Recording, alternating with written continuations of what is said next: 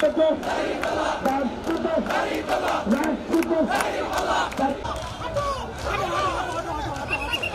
জন্য তো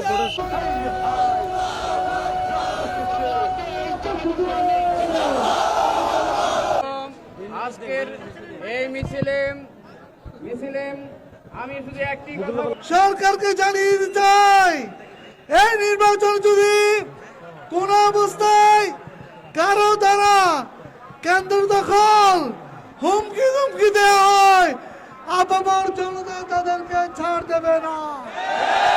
কারণ বিগত সময়ে ফ্যাসিস্ট সরকার বিদায় নিয়েছে শুধু নির্বাচনকে প্রশ্নবিদ্ধ করার কারণে। আমার আমি জনতার কাছে জানতে চাই, কোন অবৈধভাবে দখলদারিত্ব হুমকি ধুমকি আপনাকে মেনে নেবেন? আমরা প্রয়োজন বোধে 15,000-এর পরিবর্তে 30,000 লোক শাহাদাত বরণ করবো, তারপরও কেন্দ্র ছাড়া যাবে না।